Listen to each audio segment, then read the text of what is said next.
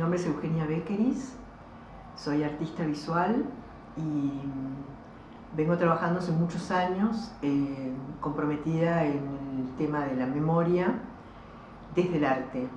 En mi propia historia, el trabajo desde el arte me permitió, digamos, encontrarme con el lenguaje, con la palabra.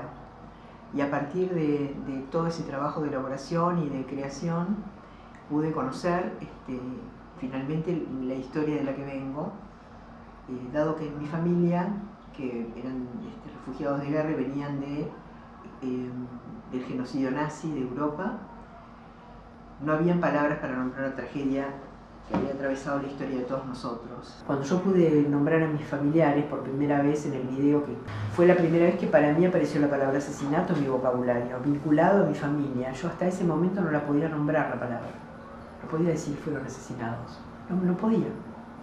Solamente a través de la acción del arte pude atravesar ese muro de silencio y encontrarme con el lenguaje.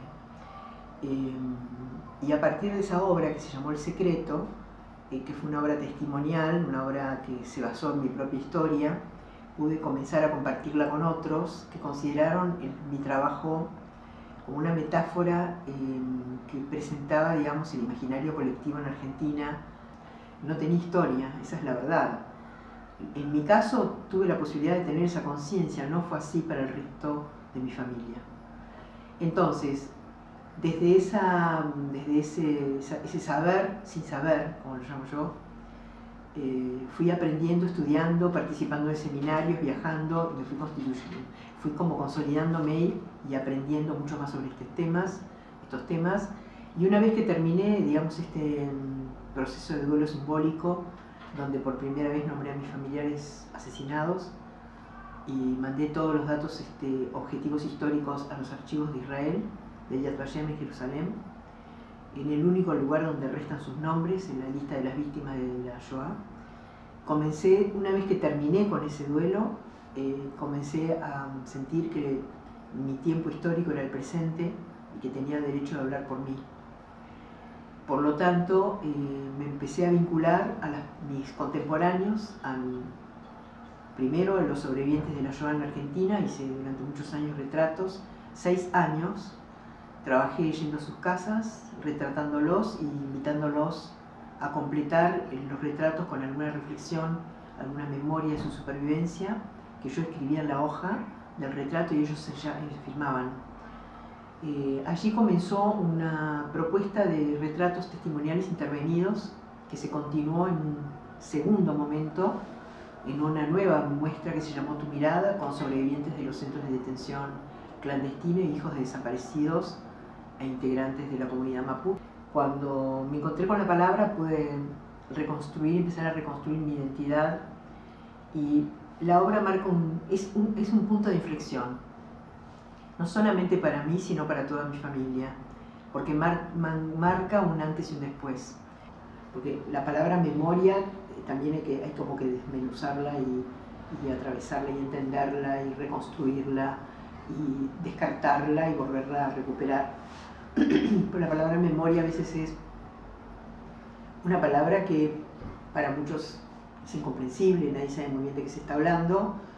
Yo creo que cada uno le da la impronta, su propia impronta, eso que falta decir, que hace visible lo que está invisible, y que le da al otro la posibilidad de tener, digamos, la conciencia de hechos que quizá desconoce, ¿no? He recuperado el dibujo en una causa que la considero absolutamente digna y, como las otras, pero en este caso vinculada a los procesos judiciales de lesa humanidad de mi país, en los juicios que se realizan en los tribunales de Comodoro Pi a los genocidas y a las víctimas testigos de los centros de detención clandestinos. Y venimos trabajando con mi colega María Paula Doberti, otra dibujante, hace 10 años en todas las causas que se desarrollaron en Buenos Aires en los tribunales de Comodoro Pi.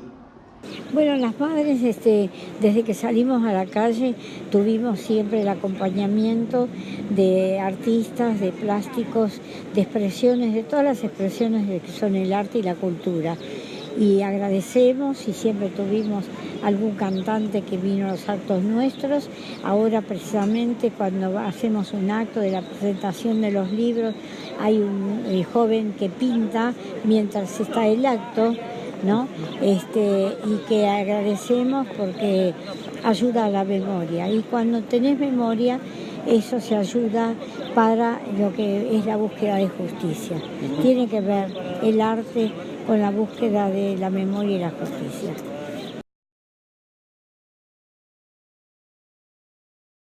Es importante porque se ha prohibido la fotografía y la filmación en el año 2010 a raíz de la desaparición de un testigo por segunda vez, Julio López. Por lo tanto, se prohibió la filmación y la fotografía en el proceso judicial para proteger a los testigos que estaban presentes en los juicios, pero al mismo modo lo que sucedió es que se volvieron invisibles los genocidas. Entonces la agrupación Hijos de Desaparecidos hizo una convocatoria a dibujar a los juicios en forma gratuita, que se llamaba así: venía a dibujar a modelo vivo a Comodoro Pi. La desmentida está en que la gente pueda hablar. Entonces, en la medida en que esto empieza a circular, se empieza ya, naturalmente, a recuperar la posibilidad de la reparación, al saber la verdad. Y para saber la verdad tiene que haber gente que la pueda escuchar, que nosotros podamos ver y escuchar. Me dijo, para mí los dibujos no tienen ninguna importancia. A mí lo que me importa es que hayas estado vos atenta y escuchando y anotando lo que yo estaba diciendo. Que hubiera gente que nos hubiera acompañado con la mirada. Es ahí donde comienza la reparación, donde sale, digamos, del encierro y donde se puede compartir con otros y hacer circular la verdad, porque si no la paz no llega nunca. Y la paz es un momento en el camino, por otra parte, porque la paz tampoco es definitiva. Cada vez que teníamos un dibujo lo escaneábamos y lo subíamos a Facebook y poníamos la causa, cuál era el nombre de la persona que había sido juzgada o la persona que daba testimonio, y brindamos información a través de nuestro propio muro. Y lo que quiero aclarar es que no nos ampara ninguna institución. Somos autogestivos. Ya se va a ir. Nos preguntaron si nosotros poníamos los dibujos de un genocida y los dibujos de una víctima, ¿cómo podíamos diferenciar unos de otros? En realidad no podés diferenciarlos. Lo que sí podés diferenciar es lo que nos pasó a nosotros al dibujarlo. Cuando una víctima testigo da testimonio, a nosotros nos conmueve de una manera distinta a lo que pasa con el genocida. Como nosotros estamos documentando y trabajamos con velocidad, no nos podemos detener a enfatizar un gesto o a darle una impronta más dramática, porque con eso no sumaríamos nada, banalizaríamos el trabajo.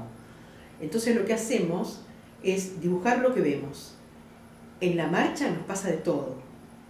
Cada dibujo atrapa además fragmentos de los testimonios de las personas que están declarando en ese momento, dando su testimonio, y también captan la jerga de los genocidas, lo podemos ver, dibujar y mostrar cómo lucen hoy, porque ya pasaron 40 años, entonces inclusive muchas de las personas que dan testimonio se les traen víctimas testigos, se puede explicar por qué se llaman víctimas testigos, se les traen unos álbumes o fotografías de muchos torturadores y genocidas que tienen apodos y que no se sabe quiénes son, y ellos los han podido reconocer porque los tuvieron en su propio centro de detención clandestino. Por lo tanto, se está reconstruyendo la historia argentina a través de estos juicios.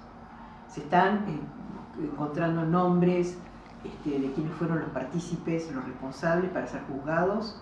Se han juzgado y han tenido condenas de cadena perpetua, muchos de ellos, lamentablemente con una gestión como la macrista hoy, que viene a proponer la liberación de los presos, los genocidas. Hay mucho retroceso, pero se ha avanzado de todas maneras y hemos constituido, digamos, un equipo de trabajo sólido, hemos aprendido muchísimo y bueno, está pronto a cambiar el gobierno, así que las cosas también van a cambiar para las personas que creen que van a estar en libertad, tranquilos con prisión domiciliaria, después de haber torturado, violado, matado, tirado gente al río, dopada con los pentonavales, se llamaban en la jerga militar y capaces de las mayores atrocidades que ninguno de nosotros podemos imaginar.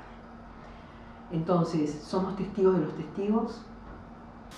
Esa cadena cultural donde está incluido el entierro, que también lo tienen los alemanes, como para mantener su ciclo cultural. Las personas que son familiares de la persona desaparecida quedan fuera de su cultura, quedan fuera del mundo también. Por lo tanto, el genocida apela a la negación del hecho, a sacar a los que sobreviven de su cultura y del mundo, a desaparecer el cuerpo y a desaparecer la palabra. En mi caso, recuperar la palabra fue quebrar el circuito de victoria del nazismo en mi familia. Sí. Pero está bueno que haya testigos de los testigos, que es lo que vos dijiste, la escucha. Eso es lo que va a llevar a los procesos de paz que se puedan concretar, acá y en cualquier lugar del mundo. Sin eso no existe nada. Los resultados no son siempre hollywoodenses. Entonces, los que estamos trabajando en estos territorios tenemos que poder comprender todas las respuestas, respetar todas las respuestas de las víctimas, y muchas veces hemos tenido que pelear contra nuestras propias limitaciones y aprender que no podemos volver a victimizar a una víctima por nuestra propia dificultad de poder ponernos en su lugar.